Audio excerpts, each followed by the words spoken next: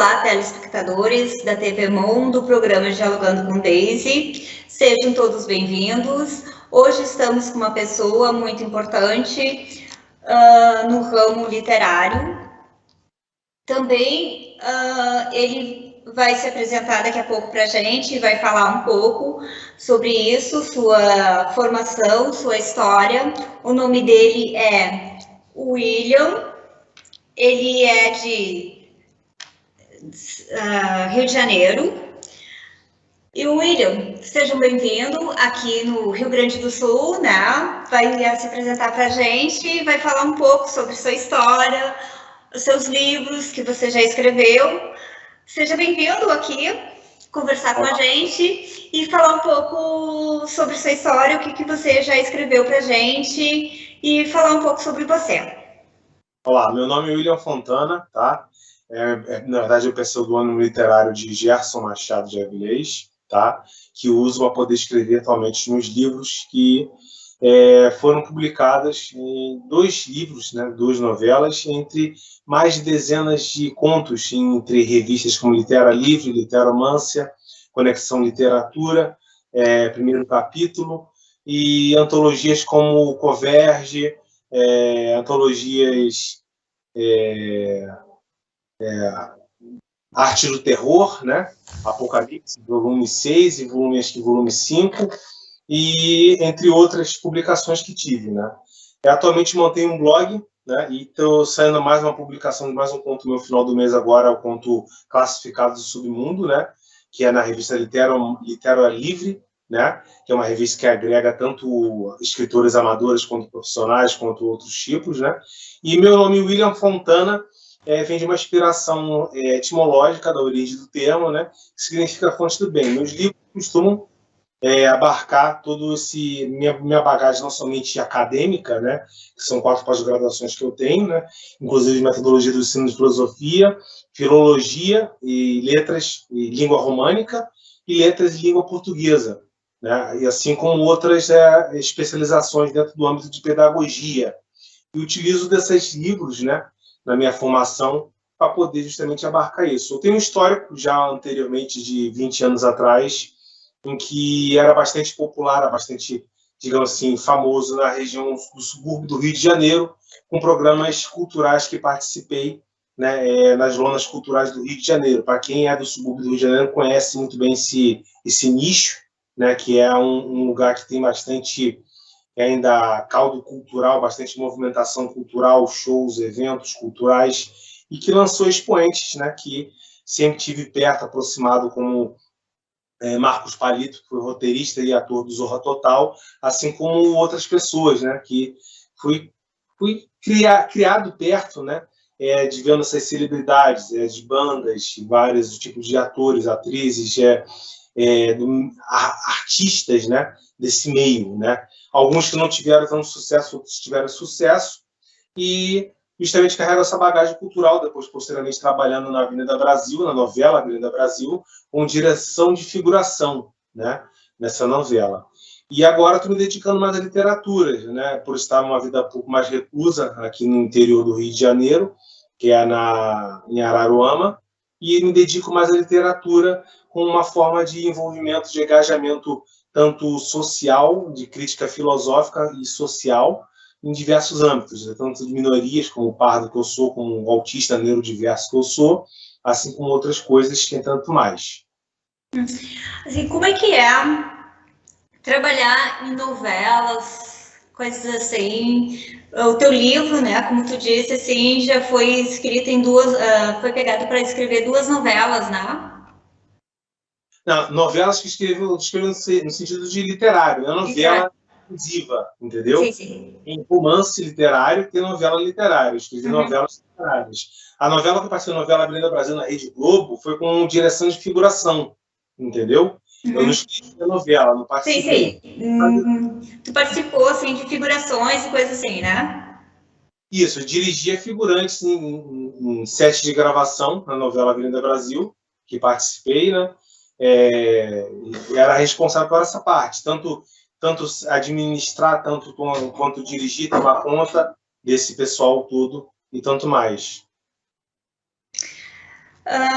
Como você lida com a literatura e ficção fantásticas e científica no Brasil? Olha, é um mercado, assim, é um nicho muito exclusivo e excludente, né? Porque ele lida com um filão que é preterido normalmente, como diz José Carlos Liuc, né? Que foi a primeira novela que eu lancei literária com ele, que é recordista no Guinness Book. Ele é um descendente de japonês, um senhor que considerado que um dos que mais escreveram aqui no Brasil, é preterido normalmente no mercado do ocidental, do exterior, entendeu? Caiu? Não, pode continuar, tá? É justamente considerado nesse mercado mais ocidental, do hemisfério norte, né? Então, assim, existe uma certa hegemonia na produção intelectual e material, principalmente nesse filão de gênero de ficção científica, que as pessoas preferem, optam normalmente por literatura. Mas dentro desse círculo literário, aqui no Brasil também sou já bem conhecido, pode-se dizer, né? Eu tenho, assim, já um nicho bem próprio. Por exemplo, meu blog recebe 20 mil visualizações por mês, aproximadamente, entendeu? Que é um número bem considerável. Bastante bem. Depois tu me manda o blog, tudo teu, para a gente deixar embaixo, tudo para quem quer acessar, daí já está ali embaixo na nossa conversa, tudo para as pessoas ter para acessar bem o teu blog. Qual é o seu estilo e influência no gênero? Olha, minha influência eu acho que transcende o conhecido, talvez até, né? O que eu posso dizer é que já sofri plágio, né? Tanto de algumas organizações, tanto quanto pirataria, sofro pirataria, né? E lamentavelmente tem essa coisa de rivalidade, né? Que algumas pessoas nem sempre jogam limpo, jogam sujo, né? E puxam mesmo tua cadeira, te roubam suas ideias e você já tem, inclusive, processo meu na delegacia e tudo, de pirataria de livro meu, o livro Operação Cerberus, uma novela minha que escrevi, publiquei de forma independente no Clube de Autores, né? E estava sendo vendido no Mercado Livre. E até hoje não deu nada de direitos autorais, estava vendendo meu livro, lucrando com o meu trabalho, né? Que compensa literária financeira mínima, né? E ainda assim a gente reclama ainda de querer te roubar. Então, ou seja, se ninguém faz nada, te roubam, invade tua vida, invade tua casa, invade tuas coisas, roubam tuas ideias e você fica a ver navios por isso mesmo, entendeu? Então é uma situação bem desagradável nesse sentido, mas que a gente acaba lidando, né? Tem que lidar com isso tudo, porque é sempre assim, eles acabam roubando suas ideias e depois que você comete um deslize, um erro, isso não é esquecido, não é perdoado, entendeu? Eles aumentam, esticam. Então, já aconteceu de tudo na minha vida nesse sentido, mas no âmbito de literatura acontece frequentemente, tanto de inspiração diretamente, quanto pessoas que às vezes pode ser uma coincidência, pode ser uma inspiração anterior minha. Isso até assim a causa uma tristeza, um desânimo, né, para o escritor, tudo.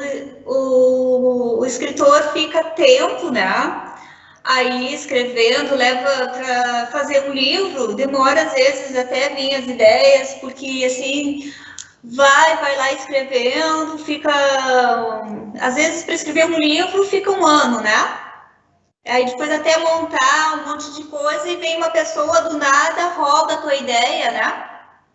Ou o próprio livro está vendendo um livro, vende o livro mesmo que não seja tirando meu nome, mas está vendendo meu livro sem minha autorização para poder ganhar com o trabalho que eu produzi, entendeu? Que eu produzi, eu escrevi a próprio punho. Então, assim, para poder escrever, eu sigo uma rotina de que eu tenho que, primeiro, esquematizar um roteiro do que eu vou escrever, reúno ideias, faço uma certa pesquisa, começo a compilar, organizar essas ideias e fazer mais ou menos um esqueleto do que eu vou escrever nesse livro, entendeu? Então, entre esse processo de criação, até a escrita, até a revisão, leva mais ou menos, eu consigo fazer isso em torno de uns 3 meses, 4 meses, se eu estiver bem, fluindo bem, se estiver inspirado, estiver em condições psicológicas, em condições adequadas, inspirado para fazer isso, né?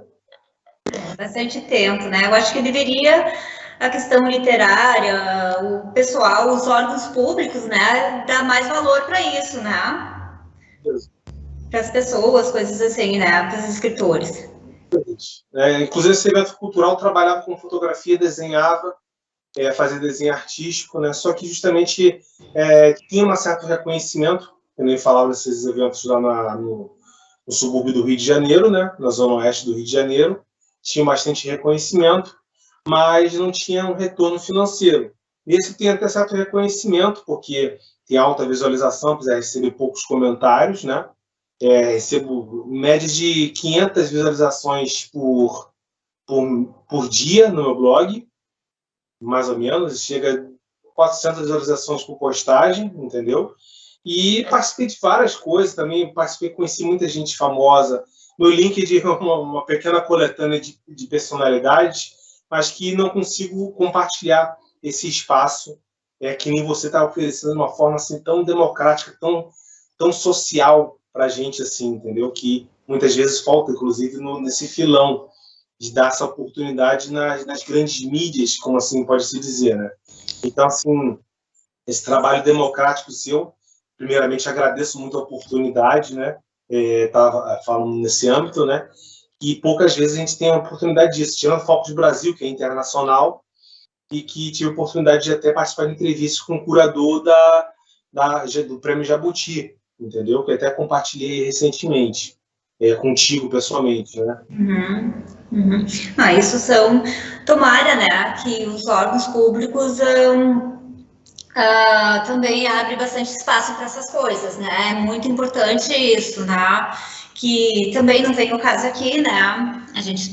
Eu te falar isso, né? Mas como eu aqui em Montenegro, aqui na minha cidade, eu sou vice-presidente da Marcha, Associação dos Artistas Montenegrinos, né? E a gente está querendo trazer bastante essas coisas para os artistas, né, aqui de Montenegro, né? A gente corre atrás para trazer benefício para os artistas, né? Isso é que eu vejo por mim uma coisa muito importante, né? Os artistas amadores, entende? Que correm para ir atrás dos seus próprios benefícios, né? Então, eu acho isso muito importante. Eu dou muito valor para as pessoas, assim, né? É muito importante. Mas vamos seguir a nossa entrevista aqui, né? Como você lida com a questão de minoria e engajamento ativista nos textos? Bom, eu tenho uma crítica filosófica que abarca muito questões sobre o tempo, sobre realidade, sobre verdade, sobre o que é destino, entendeu? São temas recorrentes das minhas histórias. E dentro desse filão também, justamente, eu entro no critério de críticas sociais no âmbito de minorias, né? Eu, por questões de discriminações de origem, de cor, né?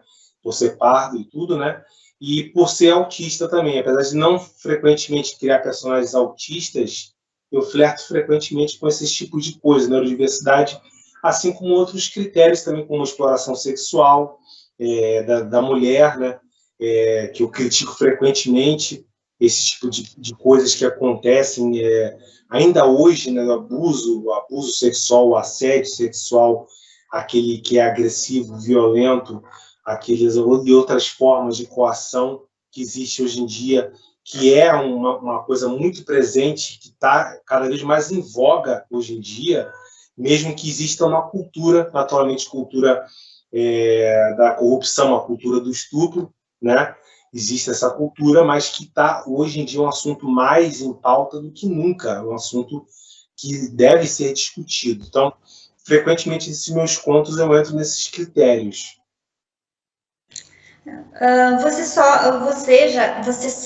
Você já sofreu alguma discriminação? Já, com certeza, muitas vezes. Por ser gordinho, né? Agora, né, por causa de problemas que eu estou passando, tudo, né? Mas por ser gordinho, por cor também, já fui chamado até de macaco, né? Eu não sou caucasiano, sou pardo, apesar de não ser negro, não me considerar negro, né? Já debocharam de mim, já me chamaram de macaco, coisas assim, maluco e coisas do tipo, entendeu? além de outras coisas. Tenta falar, teu lugar é ser bandido, tem que ser bandido, entendeu? Tenta te empurrar a criminalidade tudo que é custo, entendeu? Ao invés de tentar te ajudar, te auxiliar, você conseguir empenhar, em vez de trocar, por exemplo, que nem acontece nas favelas, trocar a arma pela caneta, a pá pela caneta, a pá pela pena, né? Eles acabam empurrando na sociedade hoje em dia essa marginalização que é tão frequente. Então, lutar contra a discriminação, não somente por cor, origem, etnia, classe social e tantas outras coisas, eu acho muito importante, sim, porque é um fato histórico, é um fato estatístico, né? Mas eu acho assim, ó, que a sociedade, assim, eu acho que se elas veem uma pessoa, eu digo assim, ó, também já fui chamada bastante de gordinha, daí eu olho assim, gordinha não, fofinha, né? Eu digo bem assim, né? Se uma pessoa é meio fofinha, eles dizem gordinha, né? Se a pessoa é magrinha, chama de palito. Elas não estão contentes com nada nessa vida. Uma caricatura que eles fazem no mau sentido do termo, né? Que eles fazem, né? É uma distorção que as pessoas fazem exagerando traços deméritos, né? Assim digamos, não é demérito, né? Não é um defeito. Assim como o autismo não é uma doença para ser considerada uma coisa incapacitante, uma coisa capacista, né? Que eles chamam, né? Então, existe esse tipo de coisa que realmente fica bem pesado, né? Acaba ficando permeável, todo mundo reproduz um pouco isso. Né? Às vezes até a gente se pegar distraído e de repente a gente está falando também alguma coisa assim. Eles querem muitas vezes assim só deixar a pessoa para baixo, querem um monte de coisa, mas muitas pessoas não têm um espelho em casa, né? Eu acho que elas não se enxergam, né? Aí querem falar das outras pessoas, né?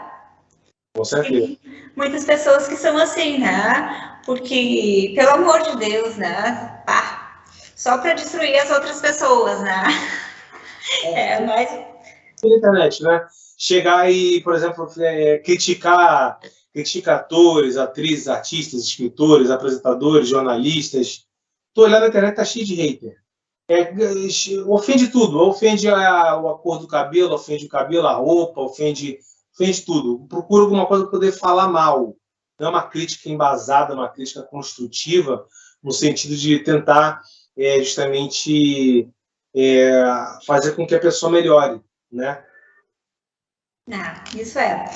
Mas, quais as suas publicações mais importantes que você acha que tu fez até agora? No Literomância, com certeza. Também eu fui autor de destaque no tempo que o Óbvios Loge, né? O site Óbvios Loge, Magnus Óbvio,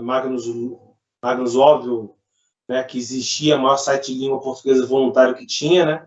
Fui autor de destaque e autor frequentemente dos mais lidos da semana, entendeu?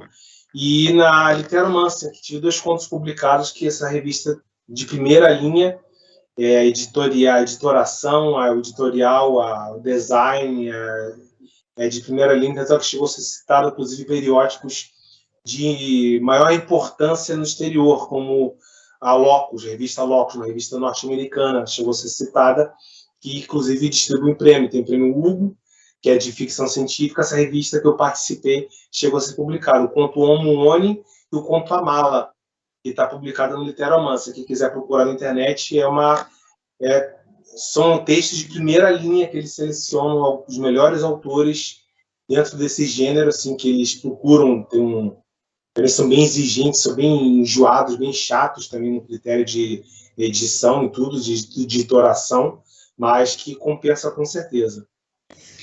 E com a relação à exploração sexual e discriminação por origem, nos seus livros, o que inspira mais? O que inspira mais? Acho que coisa cotidiana mesmo, né? Porque eu fui cercado de ver muita coisa disso, me afetou muito negativamente, entendeu? Já passei muito problema, soube de muito assédio, deixei de ter mulheres por causa de assédio sexual, por causa de exploração sexual, até coisas que eu prefiro nem entrar em detalhes, mas que são bem enjoadas, né? Inclusive experiências particulares que eu tive, que eu mesmo também já fui assediado, mesmo sendo homem, né? E assediado por outro homem, inclusive, né? Então, assim, não é uma mera brincadeira quando você tem uma intimidade com um amigo, com uma amiga, né? Um assédio mesmo, propriamente dito. e entre outras coisas que são bem assim pesadas, né, realmente para poder ter sido dito de repente nesse horário, que me influenciou muito a fazer essa crítica social. O exemplo do Classificado Submundo, vai ser publicado agora no final do mês no Literomância, fala bastante sobre isso. Pode procurar o conto lá quando for publicado, fala sobre justamente isso, esse submundo que existe, né, que aguaria pessoas para poder taxar, explorar, cobrar favores sexuais. Funciona dessa forma, né? Num esquema mais ou menos de pirâmide, né? Que cobra favores sexuais em troca de você conseguir alguma coisa aqui, acolá, entendeu? E na prática a taxa de desilusão é muito maior do que de conseguir qualquer coisa efetiva, né? Então é uma coisa que existe muito ainda, mas é um tema muito em pauta mesmo, né? Isso é muito ainda nas cidades grandes, em coisas assim, existe bastante, mas as pessoas não falam essas coisas muito ainda, né? Muito. Tem drogas, né? Bom, onde eu convivo, a mídia que eu vejo frequentemente, fala bastante sobre isso. Naturalmente, lugares do interior costumam ser mais reservados, tem mais discrição, né? Costumam ter mais, assim, pessoas mais conservadoras, né? Então, elas são mais acanhadas para poder debater esses assuntos, entendeu? Mas é uma coisa que existe em todos os lugares, alguns lugares menos, outros mais, né? Existe de diversas formas, sobre tabu ou não. Mas, sim, você vê ele ligar na mídia, que mais tem grupos feministas que falam frequentemente sobre isso. Sim. Alguns não é muito minha linha, e alguns não são tão radicais. Isso bastante. E outras críticas sociais e filosóficas, como as drogas, o que você tem também? Muita crítica. Eu acredito que entorpecente, como o próprio nome diz, né? Eu sou formado em filologia, né? É o que entorpece, é o que tira, é o que torna torpe, é o que torna, eu chamo de um torpinilismo, perdão, um torpinilismo que leva as pessoas a se alienarem da realidade, né?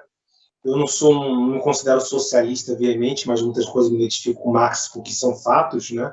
E ele falava que o ópio justamente essa característica de alienação, que é um efeito entorpecente, de entorpecer, que deixa a pessoa alienada da realidade, além de criar dependência, além de criar aquele vício, né?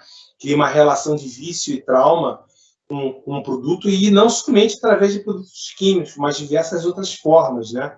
Que cria aquela alienação, e os contos frequentemente abarcam isso, né?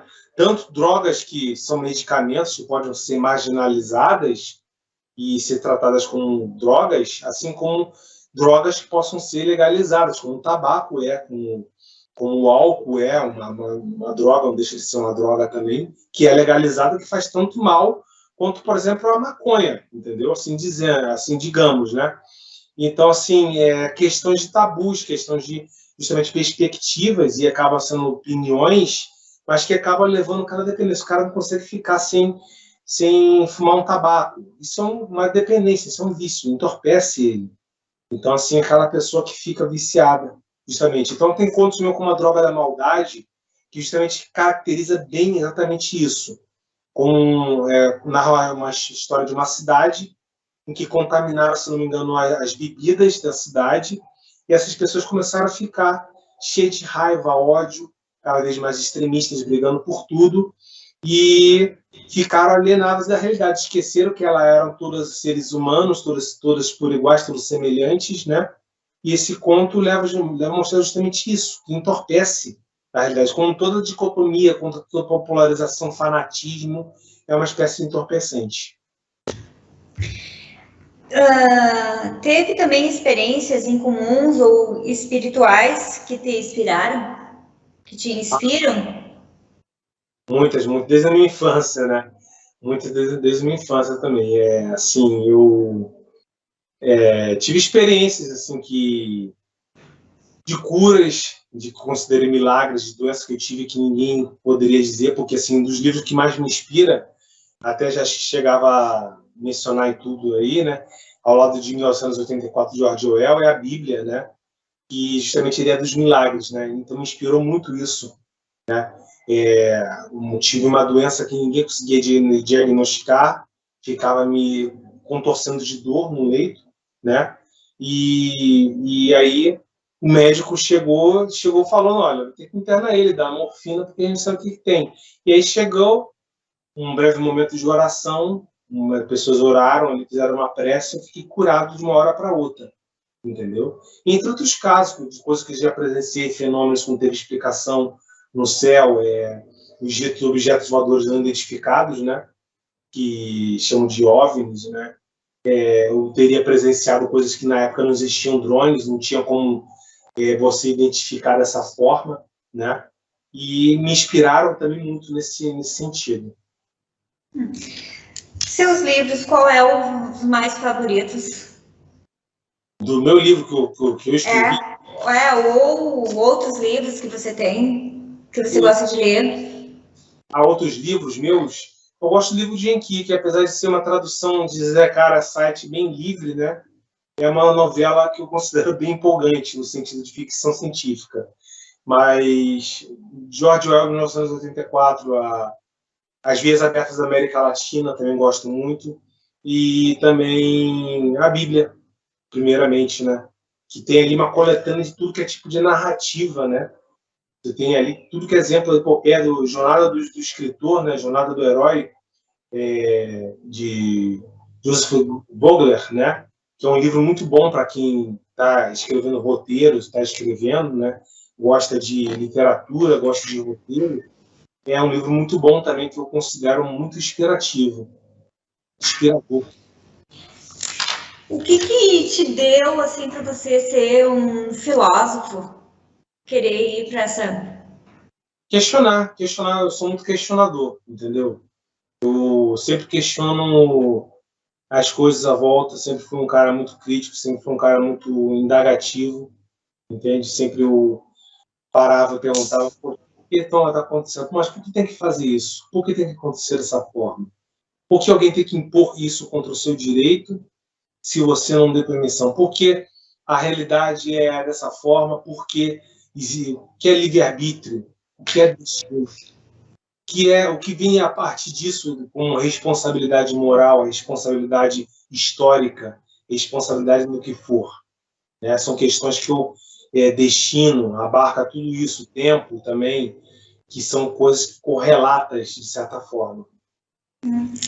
Então tá, William, a gente já encerrou nosso tempo, né? A gente podia ficar aqui conversando bastante tempo, né?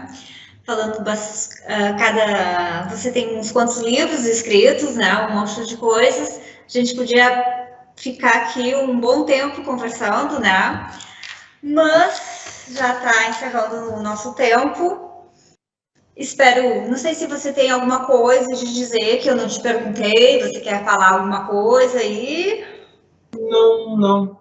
Visitar meu site, deixar o link dos meus sites aí, tá? O meu blog, blogspot.com, e o site meu, gersonAvilés.dindo.com. Se for o caso, eu passo depois, posteriormente, para poder ficar aí direitinho para o pessoal visitar e conhecer melhor meu trabalho. Tá bom? Sinta-se à vontade. Sinta-se à vontade quando quiser, próxima vez, de novo, quiser vir aqui conversar comigo novamente, sinta-se convidado, tá bom? A gente pode fazer outras conversas, outra hora, tá? E obrigada por me dar essa entrevista, tá bom? Disponha, o prazer é meu, tá? Uma honra. Um prazer é todo meu e até a próxima. Abraço. Tchau, tchau.